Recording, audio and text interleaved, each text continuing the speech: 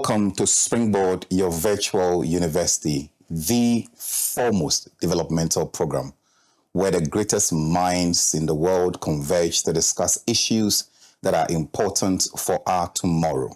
This program is brought to you by the Springboard Roadshow Foundation. It's proudly sponsored by MTN, the Enterprise Group, and proudly supported by the Ghana Grows Program. The Ghana Grows Program is an initiative of MasterCard Foundation in partnership with the Springboard Roadshow Foundation. Today on the virtual university, we uncover that which is important to you. We uncover talent. My name is Jesse Agyepong, and I'm joined in the studio by your regular host of the program, Reverend Albert Ocran, who will walk us through this amazing journey. Reverend, I feel like shaking your hand. Congratulations, and I think after 17 years, I can now retire. There was an ad on TV. Now I can expand my tie and dye. And I'm wearing tie and actually today.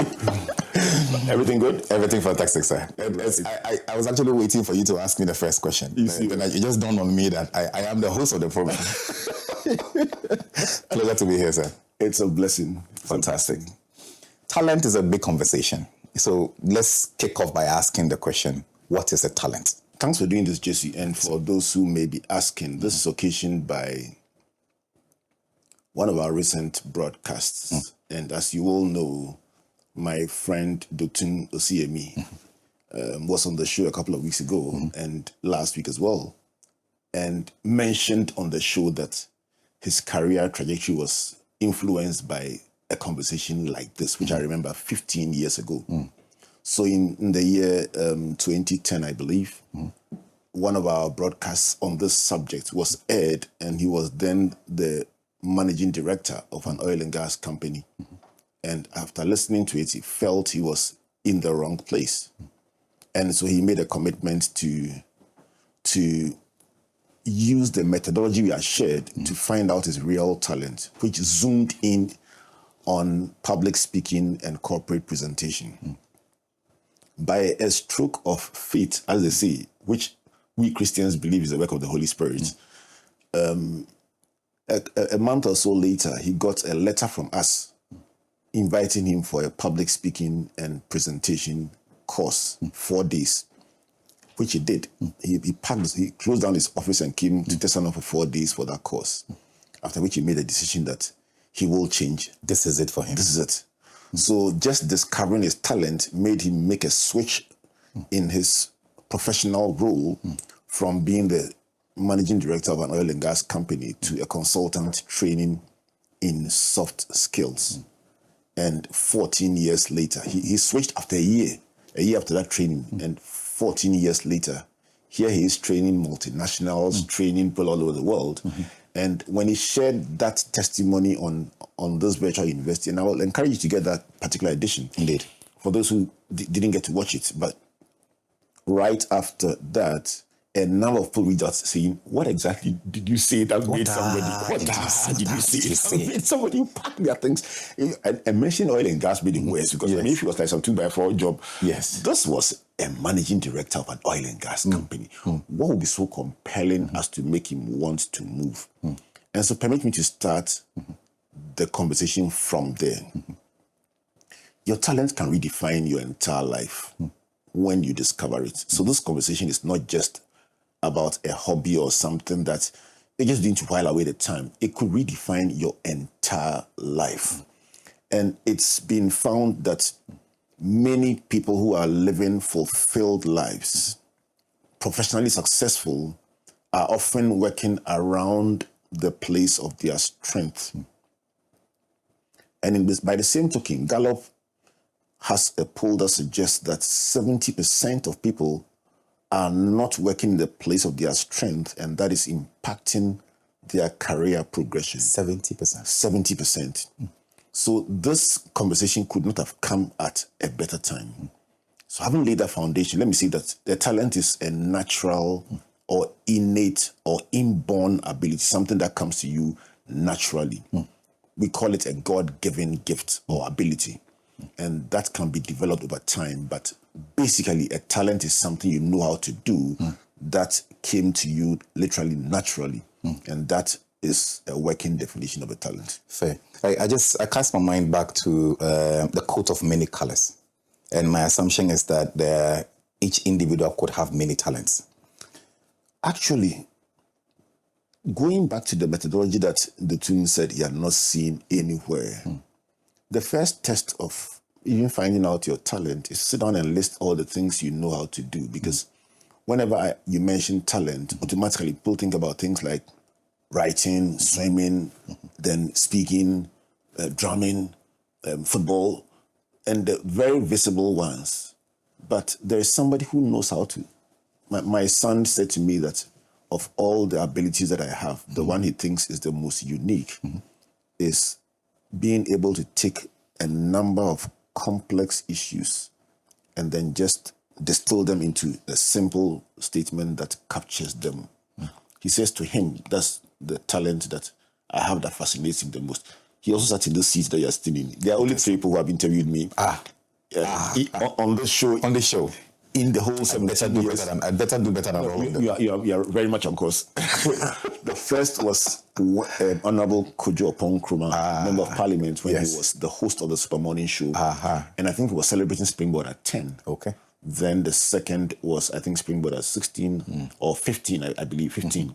And that was by Jojo Ocran, my son. And today you get to do it. Yeah. The third person doing this. But great one there, he said that was what he thought I had. So, but people have different abilities.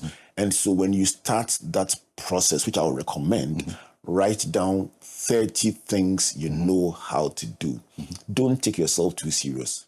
So just write things like, when I lie down to sleep, I sleep very easily. I remember people's names even after 10 years. So once you start writing, you write the very serious ones. Then you begin to write ones that are not that spectacular. But keep going. Until you hit 30, don't stop. Even if you are 25, keep going. Even if they sound funny. But that is the beginning of the discovery process. So yes, a person can have several abilities that are natural, but you will find that they are often also interrelated. Fair. How do you get to the aha moment? Because the colors may be plenty, the talents may be plenty, but so you've written it all out, and you now need to say, maybe I'm not going to choose one. Maybe I need to choose, say, 5 to begin to explore, or maybe 3 are interrelated. What would make you feel that this is the aha moment of what my talent really is? That's a tough one, but it's not that impossible. So for purposes of classification, there are different attempts at classifying the different types of talent. So you may know how to do different things, but there could be one that is the one. Yes. And for most people, one is all you need. You will be surprised because people assume that multi-talented people are very blessed and they are the ones. I have only one talent. Jojo gave you one. I have one talent, and anyone that describes it describes a different expression of that one talent. So I'm generally a communicator. Some talk about my writing, some talk about my speaking, some may talk about my moderation or my facilitation or my analysis. But I'm just a one talent person. I'm terrible at sports, even though I play tennis very frequently. I'm terrible at technical things. I'll have to call Ishmael to show me what my phone is telling me. But I'm not ashamed of it because the one talent is all I need. So having said that, somebody may be creative or literary or artistic. Somebody may be a comms person, just like you, communicating through and through. Somebody may be good at inventing. They can take a phone and right from their childhood, just take it apart happily and then bring it together again. Fix it again. Yes. And then somebody may have a sporting or physical ability. They go on the court, they did not play the game before. By the second day, they are beating those who have played all their lives. They just can migrate to any sport or physical activity very, very comfortably. there's technical acumen, then there is organization. Some people can organize things. I mean, several years ago, events organization was not a big thing, but today, thanks to Charterhouse and many others that have followed them, They've raised the bar very high. it's now a world-class Yes.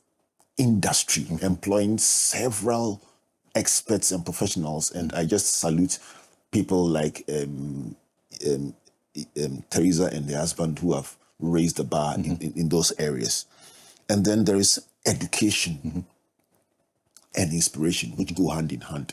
So you may use a different classification, but how do you discover out of the many things that you do, which one is it that is the one? First, when you get a list of 30, begin to cluster them. Okay. I speak very well. When I speak, people remember. I do this. So you cluster it, groupings. So you find out of the 30, you may end up with maybe like 5 groups of things, 4 groups of things. That's fine. Which one featured more? So one group may carry about 9 of them out of the 30. That's a good pointer. Yes. But the ultimate test, this is what I call the 8-point test to your one talent. 8-point test. Yes. Number 1, passion. What are you passionate about? I went with a boss who used to say, listen, I know myself. So I have this small triangle on my desk that says, calm down. Whenever I get into a meeting and I get very passionate, just lift that triangle and put it in the middle of the table and I'll calm down, because the passion about what you are doing is very high. And it was just a remarkable point about self-awareness. So what are you passionate about? If something is your talent, you are passionate about it. Number 2, ideas. Ideas. Where do your ideas come from? What is it that generally, when you are doing, the ideas come very naturally? That's number 2. Number 3 is intuition. Intuition will really be about what you didn't learn from any book, but you know it. Yes. There are things you know, and when you see, they ask you, how do you know? You say, I know. I know. And they say, but you didn't learn it from school. You didn't do a course on it. You say, no, I just know. Even in a tight situation, you can say, this is the way, and somehow It is the way. yes. And as a pastor, I know the connection between intuition and the divine. So what the world calls intuition can actually be the direction of the Holy Spirit. But we are created in the image of God. And so it is the connection with the divine that allows you to download what you have not been taught. But you just know that this is it. And that's why a talent is a God-given ability. So intuition is number 3. Passion, number 1. Ideas, number 2. Intuition, number 3. Number 4 is execution. Execution. What are you able to deliver flawlessly? When you stand to do what you do, Jesse, you do it seemingly without struggle. When people say you do it without struggle, you look at them like, please don't vex me. You think you put in effort, but the viewers, Yes. the listeners, the observers, the attendees, those you consult for, say something you do flawlessly. That's execution. That you can guarantee that. One day I heard my pastor say, I've stopped preaching bad sermons. For 1 week I couldn't sleep. How can a human being say, I've stopped preaching bad sermons? And on this day, I salute Pastor Mensotable. I've learned more from watching him than hearing him. I'm telling you, from watching him, the commitment to what he does and the conviction. I think every leader must have conviction, seriously, but let me not digress. Yeah. So execution is being able to be guaranteed that, listen, once this person takes the ball, he will deliver. He doesn't have a bad game. He's always on the ball. Yeah. That's execution. Number 5 is return. If I put a CD, $1, 1,000 CDs on this, as against on this may give me 1,100. This will give me 3,000. Fair. The rate of return on what you are talented in is always higher. Number 6 is sacrifice. What are you willing to sacrifice for?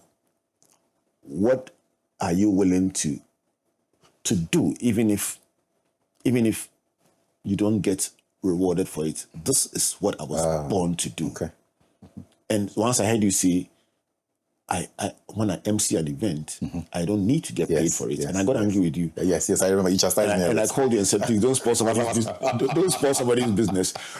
Why are you willing to sacrifice for something? Because you believe that it's your talent and just doing it is fulfilling in itself. 7 is fulfillment, and it's connected. You finish doing the thing and you say, oh, that felt good. You're just happy. And somebody doesn't understand why you're that moment. Yes, you do it and you feel happy. Yes. If you feel happy about doing something, don't dismiss it. That is your talent. And the final one is appreciation. One day I was walking through Amsterdam Schiphol Airport, and that was one of the defining moments in my entire life. We had written our first book, 10 Commandments of Success. And I hate it when, even after 25 other books, somebody still tells me, you know what, that was still the one. But I can't, they can't help me. That was your firstborn, and it always has something special about it. Yeah. And I was walking through Amsterdam Airport, and then this young man comes running towards me and says, I read your book. It changed my life. And I'm looking at him, I'm saying, Charlie, there's a crowd here. Come on. kind of like, slow down. Oh, no. He just couldn't be bothered by my being embarrassed. You know, what do you do that people appreciate what you do and they say, you changed my life. I flew from Amsterdam in that trip to Mulheim and the Ruhr in Germany. And this Nigerian man meets me on the street and wants to lie on the street and greet. I mean, like how they do in traditional communities in Nigeria. I say, hey, in my country, this means a different thing. I beg you, you stand. I still appreciate your appreciation. But what is it that makes people feel thankful for your gift, your ability?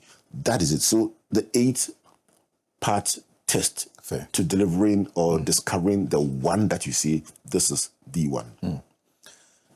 So I want to ask a question about risk, but I am conflicted a bit in terms of the 8 as to whether the areas are default in each person, and therefore by switching from one area to the other, I will need to make some bold decisions, which might include a risk. As an example, someone who is strong with execution says that suddenly I've done the exercise and I feel that I play more in sacrifice. Is that risk worth it? Okay, so just to put a caveat on the framework, I'm not saying that all 8 must apply for something to be a one talent. Okay. And I'm not even saying that you must be a one talent person by force. You can be a 3 talent person. Okay. I already said I was 1. And I'm happy to be 1.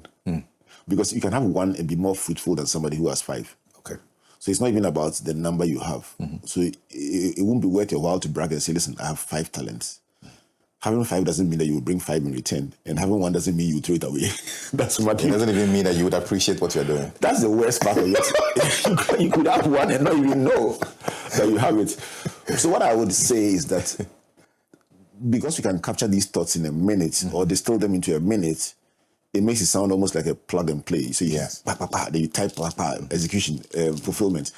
I'm just saying that using this framework, you can sit and reflect on your life and say, you know what, Jesse, looking at myself, anytime I do this, I feel very fine. I get a lot of calls. And a week after, I still feel that was the best use of my time. And yet something may bring me more money per se, but it does not bring me any fulfillment. The need is there. I am doing it all right, but I would rather be anywhere else than doing that. These conversations are worth having with yourself. Would it lead to massive change? Not necessarily, but it starts with awareness. Now let me address the issue of risk. Listening to somebody like Dotun talk, like he did last 2 weeks, may make you feel that discovering your talent automatically means resigning your job and going to do what your talent stipulates. Sorry to burst your bubble. It does not always work that way. Why do you breathe in? Why did you breathe in deeply in and out? Don't you think that it's a possibility that somebody could be? Yes, Don't you think so? I agree. So somebody's experience could be different from yours. Yes. So that person may feel, we have different risk profiles. Let me give you two scenarios and you will find the answer hidden in there. One day I was speaking about a friend who I knew who at the time was tossing between a talent in baking and a job as finance lead in a bank. I'm sure that, Chairman, this is not a no-brainer. If you toss a coin, they would always fall on the phone format. The cash is very powerful. You can smell it every day in the office. I tell you something. And the children have to go to school. Oh, yes. I mean, let's face it. Yes. But let me tell you how discovering the talent can change your life. So this friend was and still is a very, very good baker. Extremely good. Also a top-notch finance person. So she discovered her talent in baking and decided to go ahead and use it. What did she do? She will typically go to work, close, come home, change to her apron, and spend literally all her evenings on weekdays baking at home. The next day, she will take the pastries to the office. The day before, she would have picked orders from her colleagues, including juniors. And she would happily deliver the thing to your table, pick the cash or mobile payment. And she used to joke that before the day starts at 8:30, she's banked her first income because she would have collected all your money from even the juniors who say, we are broke. She collect the money from them and go and do her for them. top job as a finance person. And in the evening, she goes back to her work. Now, when we come back from the break, I'll tell you the confluence of these two and the dynamic of switching between one end to another and the other back to the same thing. And the worst part is that by the time I finished, somebody told me she had done the same thing, but in a different way. When you have a talent and your talent includes mastering a program, the impulses will tell you that it's time for a break, even when your temporal host doesn't actually see it. If you're watching us, you're watching Springboard, your virtual university. My guest in the studio is Reverend Albert Ocran, and we've started the process of uncovering the talent. And so far, he's giving us the 8-part puzzle, which can guide you in making the decision that you need to make. This program is brought to you by the kind sponsorship of MTN, the Enterprise Group, and is also supported by the Ghana Grows Program, which is an initiative of the MasterCard Foundation and the Springboard Roadshow Foundation. We'll be right back. Good business means seeing the possibilities and maximizing opportunities. Making sure you have a responsive support system backs your business goals. A partner that gives you a stable platform with reliable connectivity and seamless solutions, and better understands the tools required to take you to the next level. With so many moving parts in running a business, we do our best to provide you with some stability, the only kind of stability you can find with MTN Business Broadband, the fastest and most reliable internet provider in Ghana, making sure you stay ahead and stay connected, because we understand what makes your business tick. Sign up today on broadband.mtn.com.gh or call or WhatsApp 0244 308 111. MTN. Learn something new every week and be inspired by innovations, impact, and success stories of individuals making strides in the agricultural, agribusiness, technical, and vocational skills sectors on Ghana Grows Ejuma with Arabo Kumsin and Yabitha. Join us this and every Thursday on Facebook at 7 p.m. at Ghana Grows, also at Comfort Ocran A and at Albert N.E. Ocran. On Fridays at 4 p.m. on Joy 99.9 95.7 FM and on Sundays at 5:45 p.m. on TV3. Ghana Grows is an initiative of Mastercard Foundation in partnership with the Springboard Roadshow Foundation. If you are a young person and you want to be a part of our various interventions, call or WhatsApp Ghana Grows call center on 0308 255 775. Follow us on all our social media handles. Ghana Grows Ejuma. Hope Day.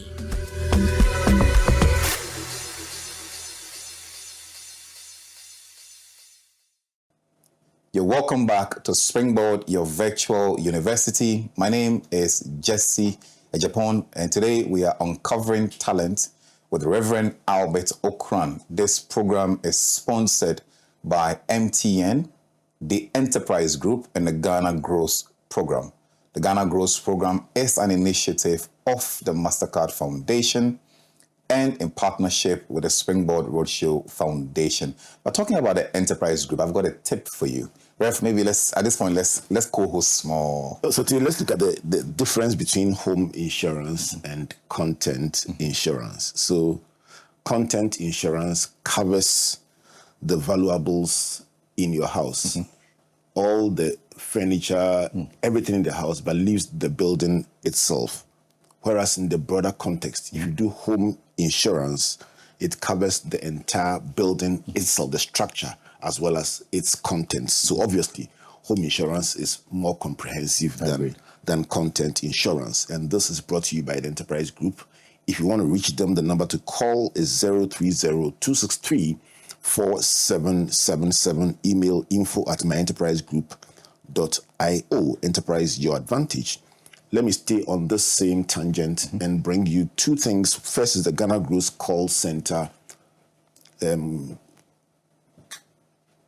Ghana Grows Customer Service Center. That's the name you prefer. That's my preferred name, yes. The Ghana Grows Customer Service Center. And the line is both a call and a WhatsApp line. And we are asking young people aged between 15 and 35, especially young women, to call into the center and find out the avenues, the opportunities in our chosen sectors, that is agriculture, agribusiness, and ATV. Just ask questions. The more questions you ask, just like talent, the more answers you will have about opportunities. Even not something will happen right next to you, and you will not know. The number again is 030-8255-775. 030-8255-775.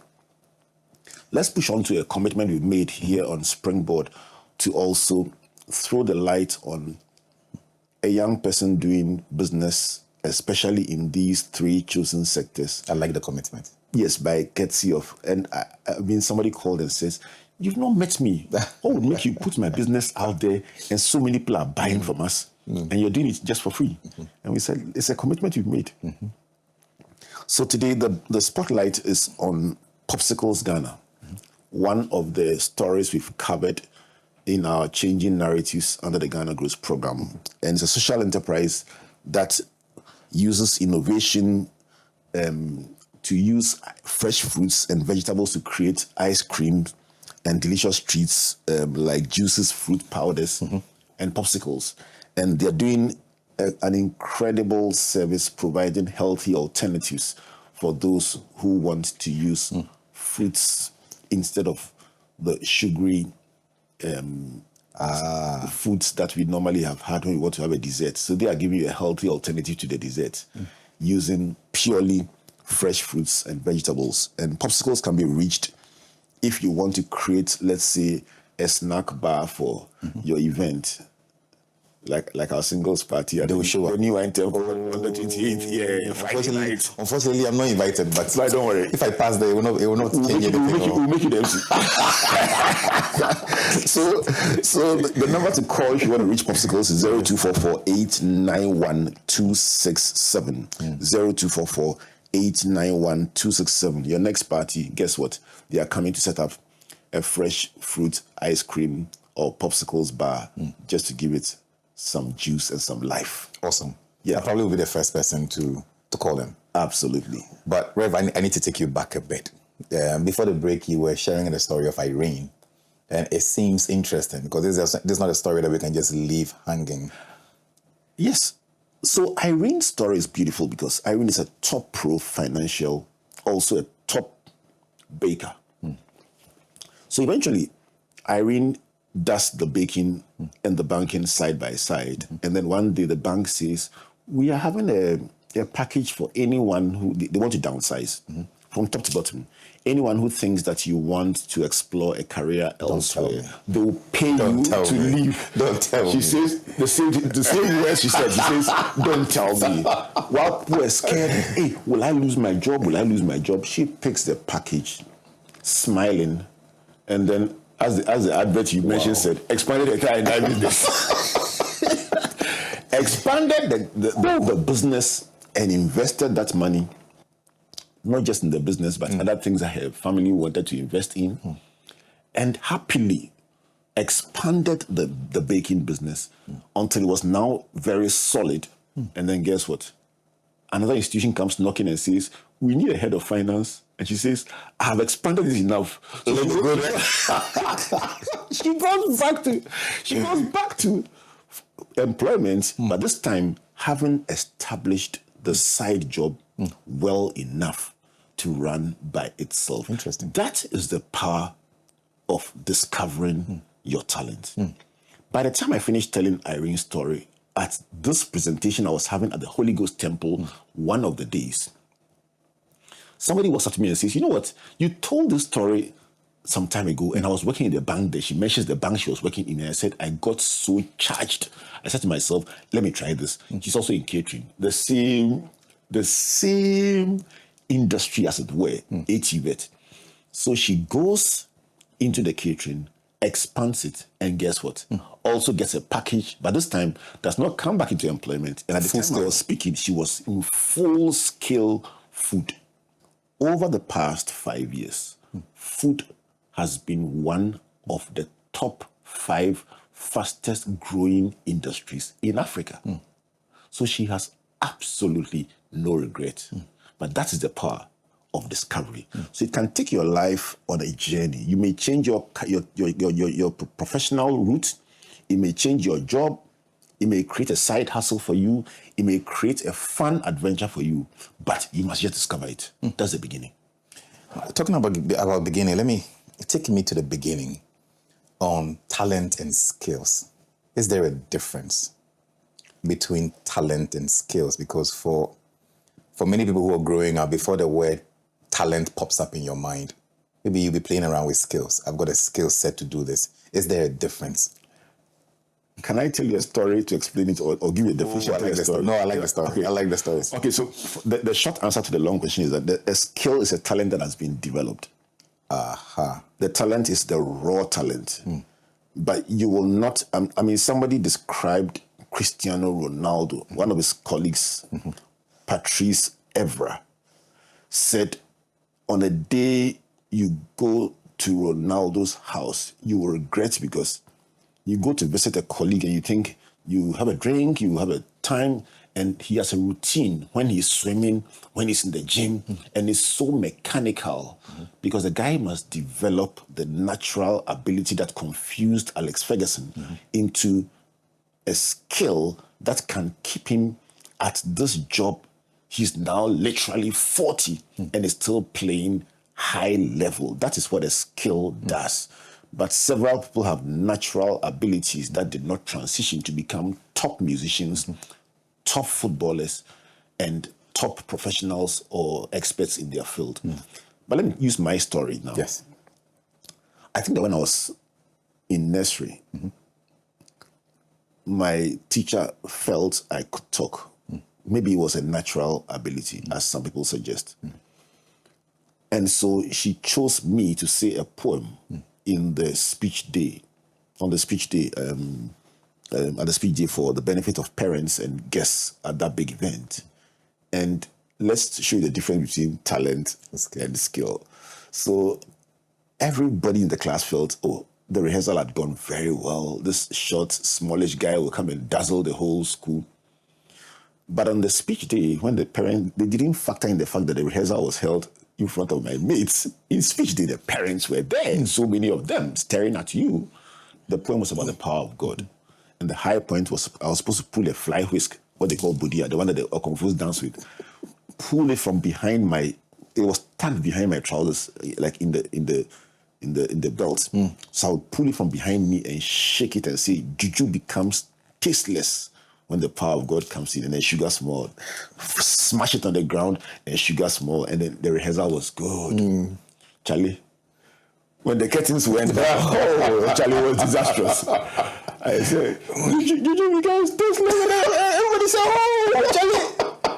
The talent may have been there, but the performance was disastrous. And when they said, oh, I could feel the disappointment. And when the speech day ended, I said, I will never speak in public again. I had forgotten. Literally, 10 years ago, I was speaking probably about 40 years after it had happened. I was speaking at then, it was called Cresta Royal before it became Fiesta Royal. At a head teachers conference. And I was doing my thing, as usual, happily talking. After the program, there's a standing ovation, and this old head teacher walks up to me and asks me, did you say your name was Albert Ocran? I said, yes. Did you go to Chapel Hill in Takoradi? I said, yes. That was my nursery teacher. She couldn't believe that the boy who had dropped the fly whisk was now talking and making some impact. In between the dropping of the fly whisk and that performance is a journey. And next week we'll be exploring how to transition from a raw talent to a skill. But it again starts with discovery. It again starts with discovery. And can I also point you, Jesse, to the fact that one of the questions that people ask sometimes is that, Charlie, yours is nice. Mine, what is inside? It's inside. Yeah. Yes. Let me just say that God does not make mistakes. If you would allow me, being the pastor that I am, to bring on a few scriptural, and you can find, if you are not a Christian, you can find related quotes from any prayer that support what I'm saying. So, in a number of scriptures, let me start with 1 Corinthians 7 verse 7, where Paul says, I wish that everybody were like me, but everyone has a proper gift from God, one after this manner and the other after that. Why do I bring this up?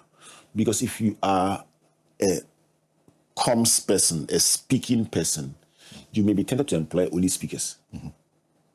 But there may be somebody who may not be an orator, but is a researcher. May not speak well, but may be so organized with information that they will provide a content for you to speak. There may be somebody who has a different talent to analyze things. And in my interview with dyslexics, Nana Nsakwao and Rosalind Tren Nati brought my attention to the fact that dyslexics don't communicate well, but they are so good at spotting that part of the board meeting that everyone has overlooked. So somebody may not be a speaker, but may have such an analytical mind that in the board meeting, the management meeting, they will point to, have you registered this thing with this organization? When everybody's talking about the marketing, let's sell. And they ask one question and you're like, oh, there they go again. Coming to pour cold water on the energy. But that question they ask may point to a regulatory flaw, something you may have overlooked. And Paul says, I wish naturally that everyone were like me, but everyone has a proper gift. That proper gift is what you call your natural ability. Yes. Psalm 139 verse 14 talks about being fearfully and wonderfully made. God has been intentional in creating you. So those scriptures must remind you that God does not make mistakes. In Matthew 25, 24 to 28, you will read about the parable of the talent. There's a reason why God gives somebody something different from what he gave you. If you will stop looking at that person and feeling that God gave you so little and gave that person so much, you will find that the little in your hands is all you need to live a fulfilled or fulfilling life. And that brings me to a quote by Leo Buscaglia that says, your talent is God's greatest gift to you. And what you do with it is your greatest gift back to God, Jesse. I'm so moved that I'm not even sure how to ask my next question, but I would. So I'll just take you back a bit to that moment at Cresta Royal. And I want to speak about enablers, because in the nursery school, you dropped the ball per your summation of the story. And in the future, you've been able to achieve that which you failed to do in the nursery school. What do you do when you drop the ball? You didn't drop the ball. So, but for those who feel that they have pursued the talent so given to them, and maybe the ball has been dropped for one reason or the other, what should they do?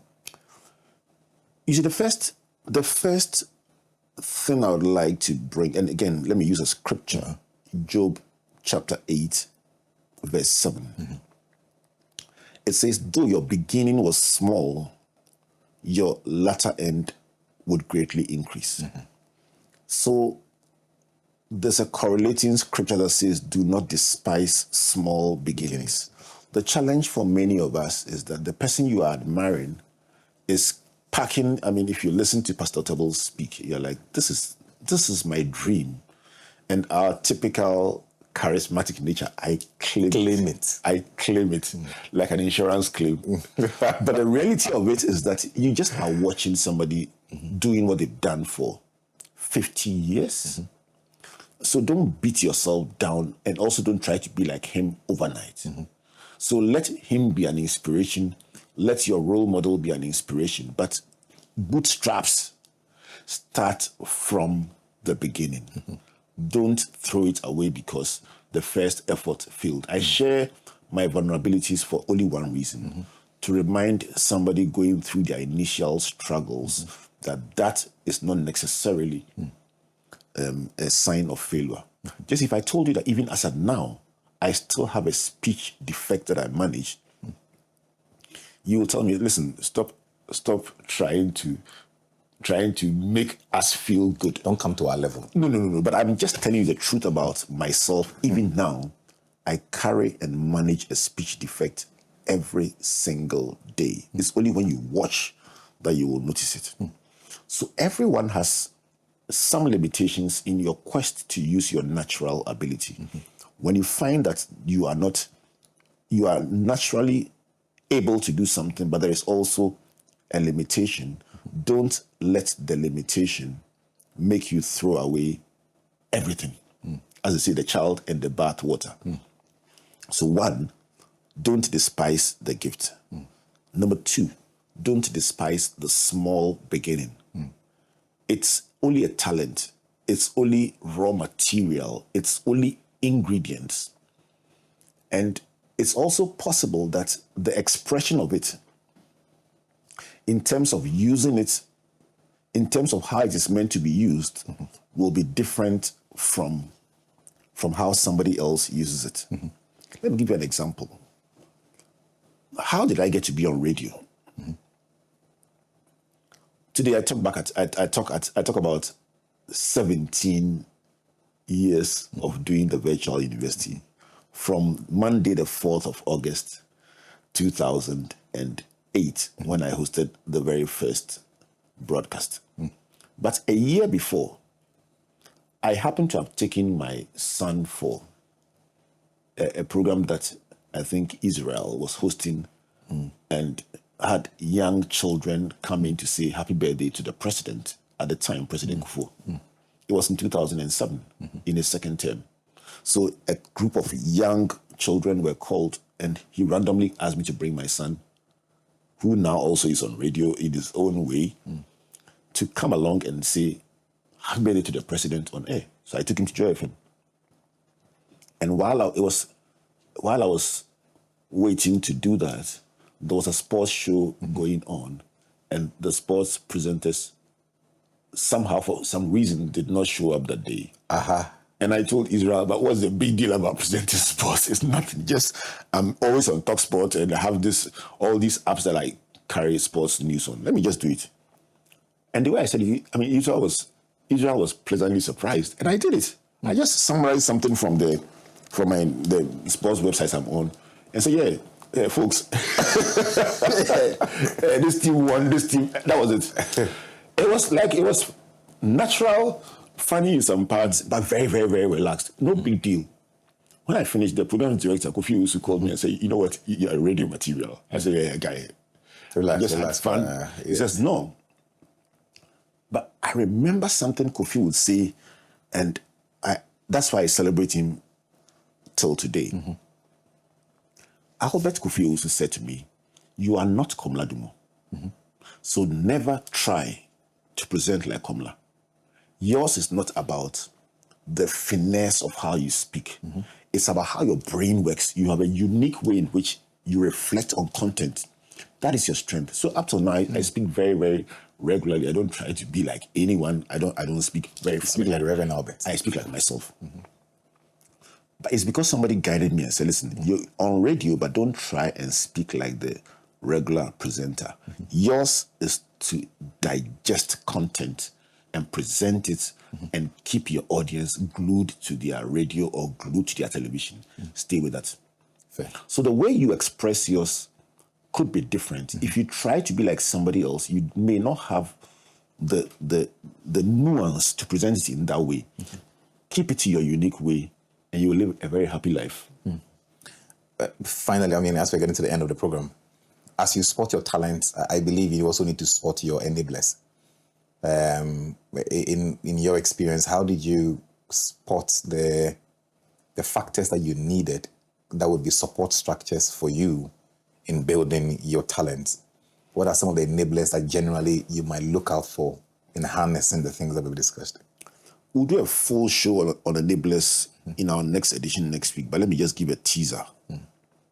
And the teaser is the fact that, as I mentioned about Ronaldo and Patrice Evra, every blessed day at 4 a.m., you know exactly what I'm doing without fail. Every day. I don't need somebody to ring a rising. When I was in secondary school, you need to ring a rising bell for me to gradually wake up. This time, I set my own alarm to wake up.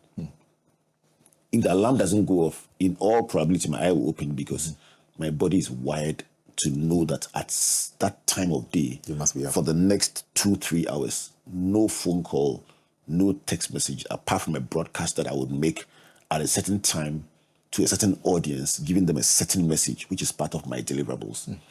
There's a certain consistency and discipline that you need to grow a talent.